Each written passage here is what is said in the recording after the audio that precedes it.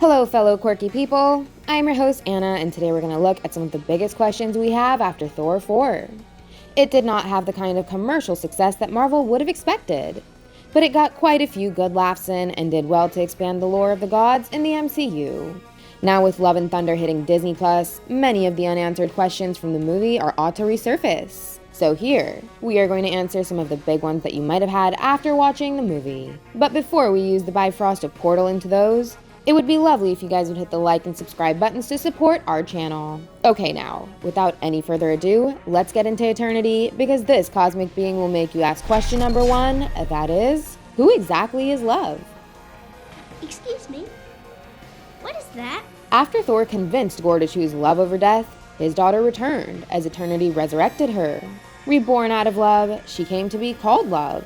She is played by Chris Hemsworth's own daughter, India Rose Hemsworth. And as far as Love's comic book background is concerned, she seems to be the MCU version of the character called Singularity. The MCU mostly makes small or insanely huge changes to all Marvel characters, and Singularity seems no different. Comic readers first saw her in the skies of the battle world after the collapse of the multiverse during Secret Wars. Here, she made a huge sacrifice to save her friends as she absorbed a horde of zombies. She seems to contain a pocket universe of her own. And since the MCU is leading us to Avengers Secret Wars, the arrival of Singularity, aka Love, is totally on point. Moving on to question number 2, how did Thors Blue Eye return? To win this battle. Thor! Back in Ragnarok, Hela turned Thor into a one-eyed god, just like their father Odin. Now you remind me of Dad. Then in Infinity War, Rocket gave Thor a cybernetic brown eye that he also wore throughout Endgame. But then in the trailers for Love and Thunder, we saw that Thor's blue eye returned. And it was presumed that Marvel may have been toying with our brains with those trailers, and the brown prosthetic eye would return in the final cut of the film. But as it turned out, it was not a CGI trick. The creatives did seem to forget that Thor was supposed to have a fake eye. Or maybe they would have answered the return of his blue eye in a deleted scene. But how did it return exactly? Did the eye just heal itself after Endgame? Probably not. We just have to assume that during Thor's adventures with the Guardians, he would have got another cybernetic eye that just matches his other blue eye. Or he could simply be wearing a lens on his fake eye. Either way, a nod to this change would have been nice in the movie. Question number 3, where is Hela? It's come to my attention that you don't know who I am. Many viewers might still be thinking that Hela was killed off by Surtur during Ragnarok. But if you zoom into the scene and slow it down, you'd make out that right at the moment when Surtur plunged his sword into Asgard, Hela escaped with a portal. It was the same kind of portal that she used to make her entrance in Norway. So, if she escaped, then where is she now? And why didn't she show up in Love and Thunder? Well, the straight answer to this could be that she is hiding somewhere in the universe, planning to return in Thor 5. Since her strength was directly connected to Asgard and its magic, she could be regaining her powers as New Asgard slowly prospers. Or she could have simply taken over some other weaker planet and is waiting to strike back at her younger brother. Enough about Hela. Giddy up, goats. Take us to question number 4, that is, what are the rules of Valhalla? You are very welcome here to the land of the gods.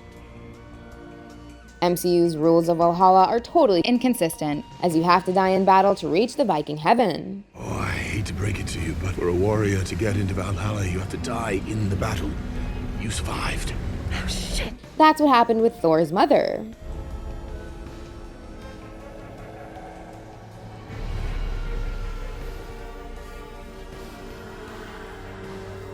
But Odin didn't technically die in battle, and Jane Foster also sort of died after the fight with Gorr was over.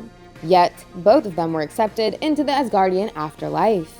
So, how did that happen? Well, you could argue that Jane's case was a bit of a leeway, because her fatal wounds came from battling Gorr itself. She was drawing her last ounce of strength to fight as Thor, and that totally undid her cancer, leading her to die right after the battle.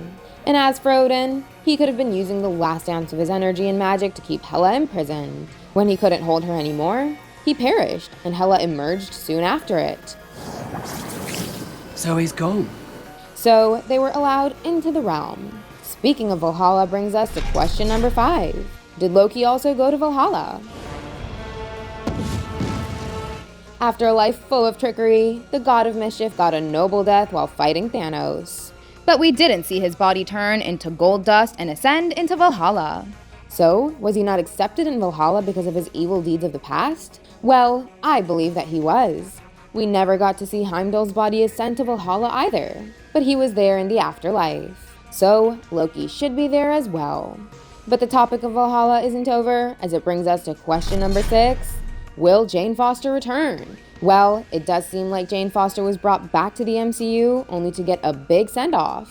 Being a top-billed actor, Natalie Portman probably didn't want to return for another supporting role after The Dark World. But when Taika offered her a way to make her massive comeback and have a glorious farewell, she probably agreed to do one final Thor movie, for a big fat paycheck, obviously. But still, Marvel has left a way for her to be back by sending her to Valhalla. There are several intersectional planes of the untethered consciousness in the MCU. You'd be surprised how many intersectional planes of untethered consciousness exist. Yeah. There's Black Panther's ancestral plane. There's the Soul World. There are the Duat and the Field of Reeds from Moon Knight. And now we've finally seen Valhalla as well. Moon Knight also proved that it is totally possible to return from these afterlife planes, as Mark and Steve did return from the Duat. And in the comics, when Jane died at the end of her cancer arc, she went to Valhalla. But she was brought back later on as a Valkyrie. In that story, Thor refused to accept that she was gone. He used the power of Mjolnir, and at the same time, Odin made some efforts from Valhalla to allow Jane to come back to life. So, Marvel could use this trick to bring Jane back in Thor 5. But I believe that instead of Thor 5, she would return in Avengers 5, or in Secret Wars as a variant. Speaking of Jane, let's move to question number 7. What was Jane's final catchphrase? Jane struck at Gore using this line. Eat my hammer! Now obviously, eat my hammer cannot be a catchphrase anyone would be proud of. Maybe Taika would be because he sucks at catchphrases. Catchphrase. Catchphrase? Well, I don't think one up yet. Although catchphrase is a pretty cool catchphrase. Anyway, Jane finally figured out another one which was probably much better than eat my hammer. And she told that to Thor right before she died. I think I figured out my catchphrase. Oh yeah, what is it?